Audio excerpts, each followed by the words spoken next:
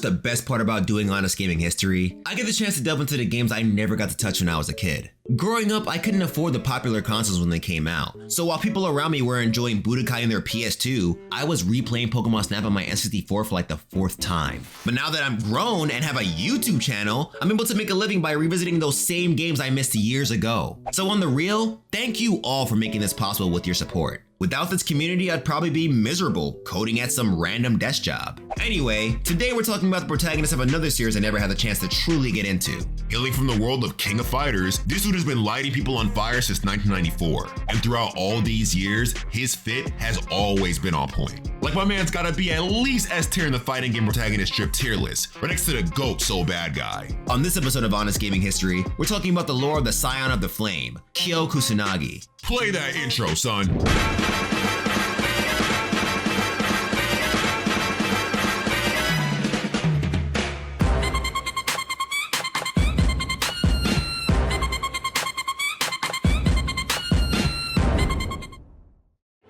So for anyone who heard me say King of Fighters and thought, what the hell is that? KOF is a fighting game series developed by the legendary video game company SNK. Founded in 1973, this corporation actually started off as a stock company named Shin Nihon Kikaku Corporation. It wasn't until they saw the money in coin-operated games that they got into the video game industry. They started creating arcade games, and by 1980, the company renamed themselves using the initials of their original name, thus giving us SNK. After years of developing arcade games, the developer of the first Street Fighter, Takashi Nishiyama, joined their ranks. He saw what they were doing and was like, guys, what we gotta do is make a new arcade system. Then in 1990, with Nishiyama at the helm, they shook the industry with the introduction of the Neo Geo multi-video system. It was an arcade cabinet that used cartridges for its games. This may sound old to us now, but back then, arcade cabinets were a pain in the ass to deal with. If someone wanted to do something as simple as switch out a game, they'd have to rewire the whole thing. Yeah, that's how you break shit. So SNK presenting this new cabinet made so many lives easier. It also saved arcades mad money, which is always appreciated. Their new cabinet did so well, they decided it had to be brought to the crib.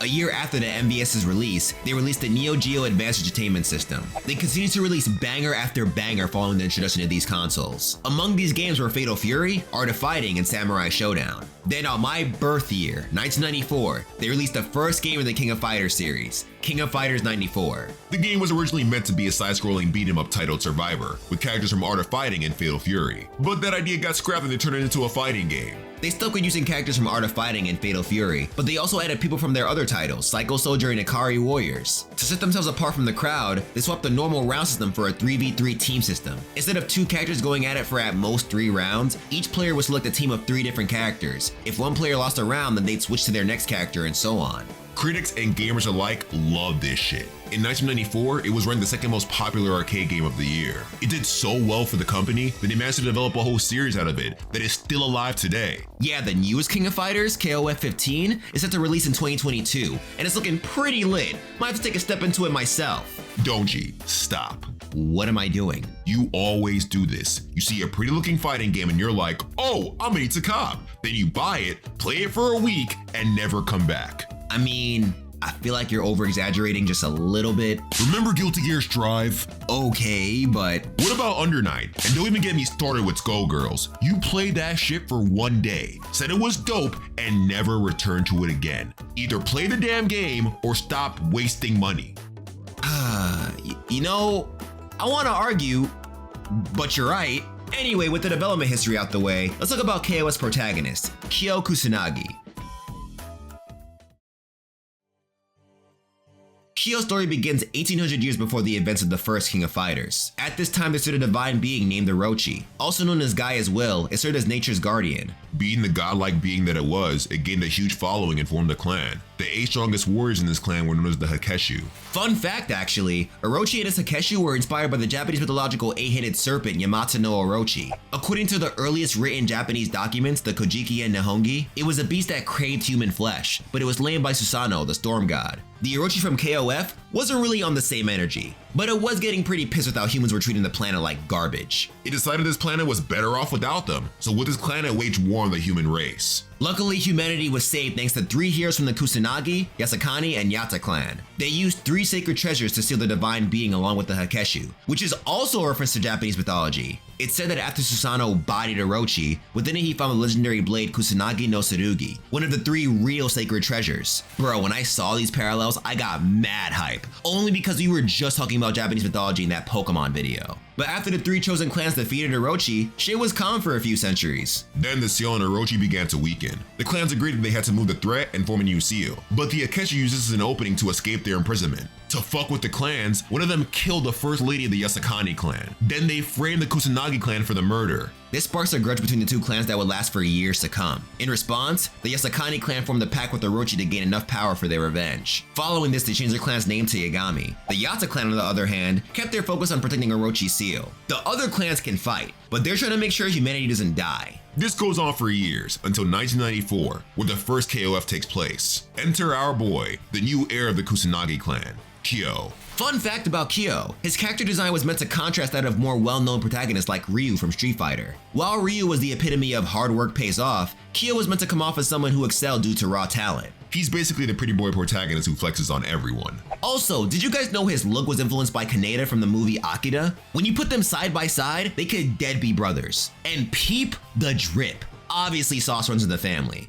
Anyway, the firebending Kyo was now the leader of the Kusanagi clan. He became his head at the mere age of 15. Bruh, 15? Who in their right mind trusts a 15-year-old to lead a whole clan? I mean, when you surpass your father with the smoke as a teenager, people are bound to listen to you. He surpassed his dad at 15? What kind of kid is this? The built different kind. So while Kyo is out here training and running his clan, a crime lord named Rugal Bernstein decides to throw a tournament arc into the plot. He creates the King of Fighters tournament, not to be confused with the King of Fighters tournament that was held in Fatal Fury. The man also definitely thinks he's the god or some shit, because he makes it a requirement to enter with a team of 3. He really gave everyone the okay to jump his ass. Kyo enters and bodies the preliminaries. There he meets the model Benimaru Nakaido and the former judo Olympic gold medalist Goro Daimon. Together they form Team Japan and enter Rugal's tournament, thus taking us to the King of Fighters 94. With main protag energy on their side, they body everyone. Then they're welcomed to Rugal's ship, where Kyo finds his pops, slumped. Kyo's like, "Dad, what are you doing here?" And his dad is dead like, "What do you mean, son? I'm a fighter. Isn't it natural for fighters to want to fight strong fighters?" My mans, didn't Kyo whoop your ass when he was 15? Chill. After that, Team Japan proceeds to Rugal. Once they meet, Rugal shows that he turns the fighters he beats into statues. The reason why he made this tournament was to make more trophies for his weird-ass collection. Kyo's like, "Dude, are you out of your fucking mind? Team Japan, jump his ass." And jump his ass they do. But I gotta give it to Rugal. This man needed to get jumped. My man hits like a truck. Dude is a whole problem. After a tough battle, Team Japan manages to win. But Rugal gets so pissed about his loss that he blows up his ship. Rugal, chill, the fight doesn't even count, you got jumped. The team escapes before they die with the ship. Then Kyo leaves the squad to continue his training. The next time we see him is a year later in KOF 95. He regroups with the squad, and they're invited to another King of Fighters tournament being held by Rugal, again. How is this man not dead? So, Team Japan enters this tournament without knowing who's behind it. And just like before, they body the competition. They enter Rugal's base and they're like, "Oh shit, Rugal? You're back? Bro, weren't you trapped on an exploding ship?" And Rugal's like, "Yeah, forget about all that. Guess what, Kyo? I brought your daddy back to life, and I made him evil!" Yeah, apparently during that last KOF ending, Kyo's dad just kind of died. In this ending, he actually says that he was reincarnated. Now, this could just be a translation error and Kyo's dad could have been alive this whole time. But if not, it means that he either died after speaking to Kyo before the first Rugal fight, or Kyo dead left his father's body on a ship that was about to blow up. Let me know what you guys think in the comments. Oh, he definitely left that man, son. Anyway, Team Japan is forced to fight Kyo's mind-controlled father. After beating him, he regains his senses and asks his son to kill Rugal to avenge him. Then with all the anger of your average fatherless anime protagonist, Kyo challenges Rugal. But this dude had a plan B. He somehow got a hold of Orochi's power, so he uses some of it to power himself before the fight. Regardless, Kyo whoops that ass for his pops. Then Rugal blows up because the power of Orochi was too much for his mortal body to handle.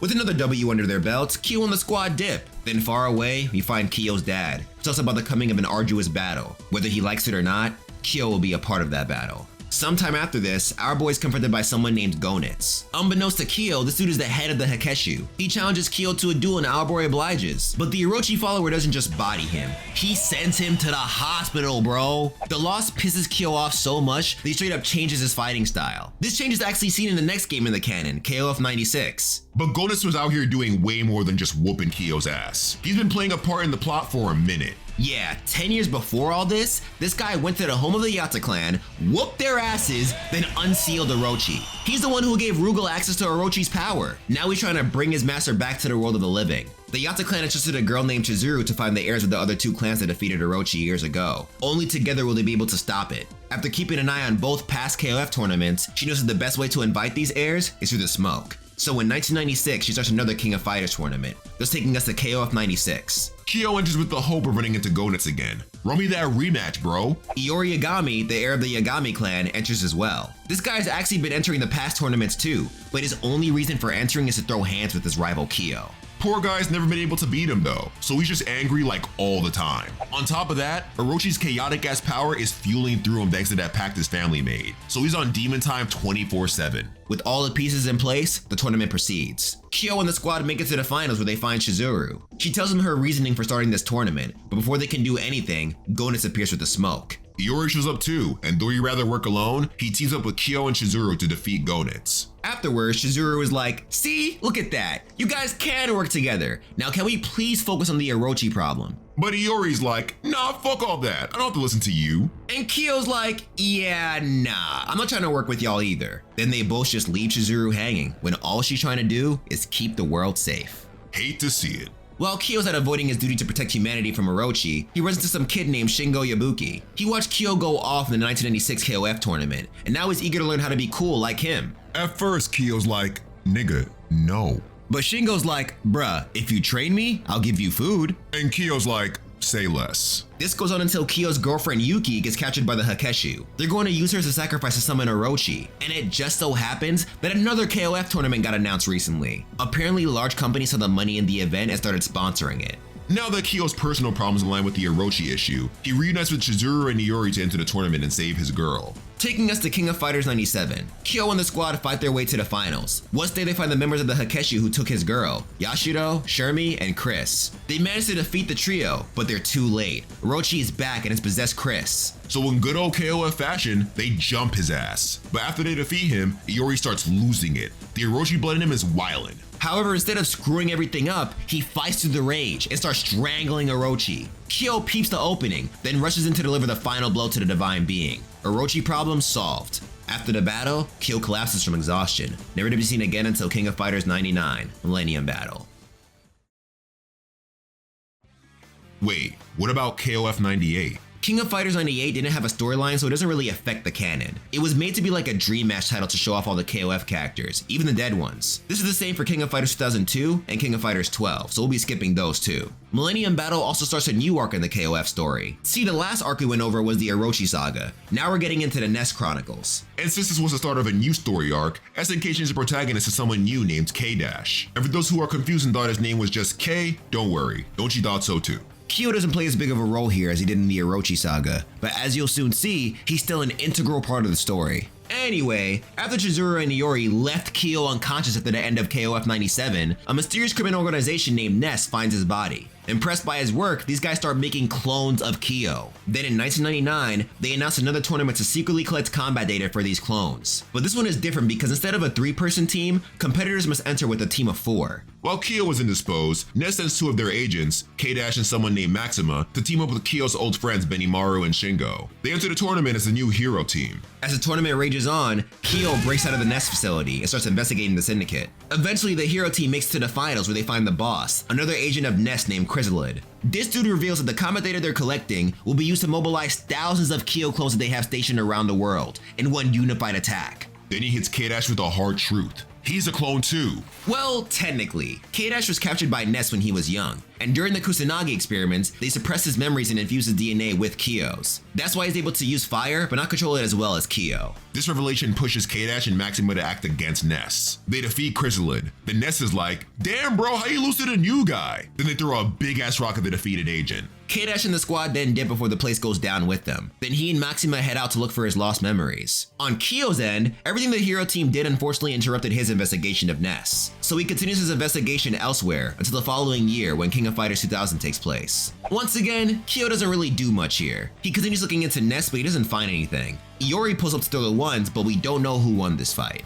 Meanwhile, another KOF tournament takes place, with the boss being a former Ness agent named Zero. This guy is trying to eliminate Ness by using a weapon of mass destruction called the Zero Cannon. And just in case people thought he was playing, he shows off his power by wiping out a whole city with it. Zero, you're a fighting game boss. Ain't no need for all that. Luckily, the hero team led by K-Dash stops him in his crazy-ass weapon. This brings us to the next KOF and last game in the Ness Chronicles, King of Fighters 2001. Quick fact, this was the first KOF that wasn't developed by SNK. Unfortunately, SNK had to file for bankruptcy in 2001. Many of their employees at the time left to either join Capcom, Arc System Works, or other fighting game developers. Some of them left to form their own company dubbed Brezasoft to work on SNK properties. However, in the end, Aakash Kawasaki, the former CEO of SNK, was the one who saved the company. Before they filed for bankruptcy, Kawasaki left to start Playmore. He then bought back SNK to form SNK Playmore. The name was changed back to SNK in 2016. Anyway, back to the lore. It's been a year since the world witnessed a town get decimated. Now the population is terrified and against the thought of having another KOF tournament. Every time they have these things, crazy shit always goes down. Remember when the army of Kyo clones is supposed to attack the world? Yeah, we don't need more of that. Regardless, KOF has gained way too much popularity and is making way too much money to stop. So another tournament is announced, but get this, one of the sponsors is Ness. Kyo catches word of this, then decides to enter the tournament with his old friends Shingo, Benimaru, and Goro to form Team Japan once again. Sadly, they don't win because they no longer have Protect Energy on their side, but they do make it to the semifinals. After their loss, Kyo and Iori leave their teams to give each other the hands, but the victor for this match is once again unknown. As for the tournament, the hero team led by K-Dash makes it to the final level. That's on a satellite, by the way, where they run into the leader of Ness, named Ness. Not you naming a whole criminal organization after yourself. Think, Ness. The leader starts giving her stereotypical bad guy speech, telling K-Dash how he was meant to win because he's his experiment. But then Ignis, his son, straight disintegrates his ass. The crazy ass son goes on about how he's now above humans. Then to prove his godly status, he challenges K-Dash and his friends to a duel. Our hero shook the shit out of him, but Griffith 2.0 doesn't like losing, so he sends a satellite to free fall down to Earth. This is exactly why people didn't want this damn tournament to continue. Luckily, the satellite falls in the water, and K-Dash and friends make it out okay. Somehow. Thus taking us out of the Ness Chronicles and into the next KOF story arc, the Tales of Ash. The first game in this arc is the King of Fighters 2003. A new KOF tournament is being hosted by the daughter and son of Rugal from the first KOF, Rose and Adelheid Bernstein, and now it's back to being 3v3 based. At first, Kyo has no reason to join outside of the smoke, but Chizuru hits him up like, bro, people are out here messing with Orochi again. So she recruits Kyo and Iori for this tournament, but the rivals were so stubborn that they wouldn't actually unite until the end of it. The boss this time is some dude named Mukai. He's a member of the secret organization Those from the Past, whose goal is to awaken Orochi. Though he's not the focus of this arc, K-Dash and his team defeat the guy. Afterwards, Chizuru, Kyo, and Iori visit Orochi's seal, only to find that it has been broken. Then while they're distracted, the actual protagonist of the arc, Ash Crimson, ambushes the squad. He yoinks Chizuru's Yatamira from her, which is the source of her power, then dips, telling Iori that he better watch his ass, cause he's next. So now Chizuru is down, Orochi's seal is broken, and this crazy ass Ash person is on the loose being a problem. Kyo's not trying to deal with this, so he vows to stop this menace before he manages to fuck even more shit up. This takes us to King of Fighters 11, the first title in the main KOF series that dishes the year of release in the title for a number. Rose and her brother host another tournament against everyone's better judgment, and once again, those in the past get involved. Kyo and Iori understand that they gotta put their differences aside to stop this threat, but they're missing a third. This is where Shingo comes in. Kyo's old classmate hits him up like, bro, we never got to fight together one of these tournaments. Please let me join your squad. I promise I won't feed. With that, Kyo reluctantly recruits a dollar store version of himself. Then they enter the tournament. They fight through the event until they get to someone named Shion. Team Kyo bodies this dude, but apparently his boss didn't like that. He yoinks Shion and just throws him into another dimension. Then he appears, Magaki, another member of Those from the Past. The heroes beat him too. Then he's like, oh, so y'all jump people over here, huh? Heard you, I'm going home. But Shion peeps his boss trying to escape and launches a spear right through his chest. So with that, another member from Those from the Past is gone, and the good guys take another W, right? Nah, because of all the Orochi energy going off right now, Iori starts wildin'.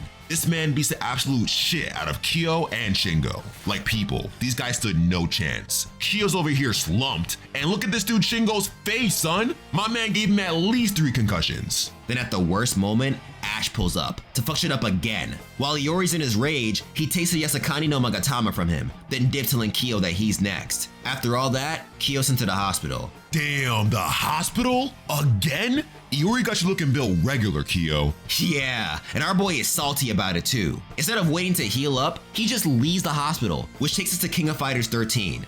This was the KOF that really made me think about getting into the series. To this day, the sprite work looks amazing. Like, look at how crisp these guys look, fam. It gives me Third Strike mixed with Guilty Gear vibes. Not gonna hold you, I like this style way more than the 3D style they're going for now, but that's just me. By the way, this is not to say the style of King of Fighters 15 is bad. I'm actually a big fan of how King of Fighters 15 looks, but I don't know, y'all, something about them 2D sprites just feel right. I will say though, I am just not a fan of how King of Fighters 14 looks. I don't know, I feel like the characters moved way better in King of Fighters 13 than 14, but once again, that's just me. Anyway, the leader of those from the past is ready to make his final move. He instructs one of his subjects to control the mind of Rose Bernstein. Then under his control, she announces another tournament. Kyo is invited to it, so he reunites with his old friends Benimaru and Daimon to enter as Team Japan. The game is not clear about who wins this tournament, so for the sake of the plot, we're just going to assume Team Japan is the one who made it to the finals. There they finally meet the leader of those from the past, Saiki. His people leave to open a time gate for Orochi's return. Then he faces our boys. After Kyo and the guys beat him once, he starts talking that hot shit. Then Ash fucking Crimson pulls up out of nowhere and stabs the guy. Yeah, apparently Ash is a descendant of Saiki. His plan all along was to snatch Saiki's spirit. But the plan sadly fails because Saiki got that anime boss energy. He controls Ash and uses his body to challenge Kyo and his team a second time. After another tough battle, Team Japan stands victorious again, thus giving Ash full control of his body. As Saiki dies, he commands Ash to go through the time gate. Things didn't go as planned, so he needs a hard reset. But Ash is like, nah bro. He watches the gate close, then both he and Saiki are erased from existence. Fortunately, he leaves both the Yata and Yagami treasures that he stole in the previous games. Afterwards, Iori pulls up to the victory celebration ready to throw hands with Kyo. Our boy happily obliges, but once again, we don't find out who wins this fight because this game loves teasing us. With that, we're out of the Tales of Ash arc. On to the last arc in the series, the Shun'ei Arc. The first game in the saga and the last game in the series so far is King of Fighter 14. It's been mad years since the last tournament, and people are hungry for the smoke again. A man named Antonov, who calls himself the original champion, ends up buying the rights to the KOF name and starts another tournament. The announcement gets the whole world hype as hell. Guess people already forgot all the wild shit that happened because of all these tournaments. Kyo's father Saisyu hears about this tournament and immediately hits up his son in the gang. He's like, son, I don't know what, but something wild is gonna go down in that tournament. You and your boy should probably enter and handle shit just in case. Following this, Tung Fu Ryu hits up Kyo with his own request. If you don't remember from our Terry BOGARD video, Tung Fu Ryu is the Hakyoku Seiken master who trained Jeff, Terry's adopted father, and Geese. Years ago, Tung Fu Ryu found a young boy named Shun'ei, this arc's protagonist. He took the kid under his wing and taught him the way of the hands. Now he's entering this new KOF tournament along with his best friend, Miten-kun. Tung Fu Ryu wants Kyo to look out for his students, just in case KOF veterans start wilding on him. Our boy accepts, then with the rest of Team Japan he proceeds to the event. They body the competition, along with the self-proclaimed original champion. Then out of nowhere, a being known as Verse shows up. Verse is the embodiment of negative energy. It came into existence after Ash and Saiki were kicked out of the timeline. Inside of it lies the souls of multiple dead fighters. So think Nakali, but in KOF. The thing makes his presence known by completely wrecking the stadium. Then it challenges Kyo and the squad. Luckily, Shun'ei holds some of Verse's power. Not sure how, but he does. He defeats the thing, thus ending another KOF tournament. After Verse's defeat, multiple dead souls return to the world of the living, including that of Ash Crimson. However, Kyo and them are feeling a bit uneasy about the whole thing. They can tell that what they saw was only a fraction of Verse's strength, so they agree to meet up again in the future and take it out for good if it comes back.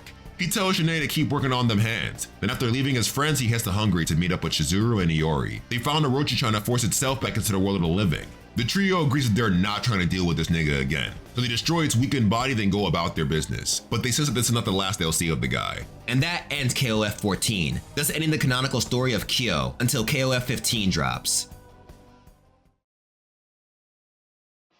However, there's an alternate KOF timeline that sparked from the spin-off series KOF Maximum Impact. This is a short series that started in 2004 that was meant to follow up on the Fatal Fury and Art of Fighting timeline. But instead of being a 2D fighter like KOF, Art of Fighting, and Fatal Fury, it was a 3D fighter. Once again, I feel like KOF feels better in 2D, but that's just me. When it comes to the timeline, this series diverges from it right after KOF 2003. In the first title, Kyo gets invited to a King of Fighters tournament in Southtown, the same place Terry grew up. This time the host is a gang named Mephistopheles? Why? Why would you give a gang a name like that? Kyo enters alone since this time it's a 1v1 setup. Cause it's our boy, I wanna assume he got far in the tournament, but he didn't win. The next time he appears is in a short anime series produced by Production IG that was meant to follow up on the events of Maximum Impact, King of Fighters Another Day. It only had 4 episodes with each being around 6 minutes, but it was a nice little watch. The animations were top quality and the fight scenes were dope as hell. Kyo didn't do much here though. He got falsely accused of setting Southtown on fire while searching for annoying ass Ash Crimson, so the leader of Southtown, Alba, has to see him with the smoke.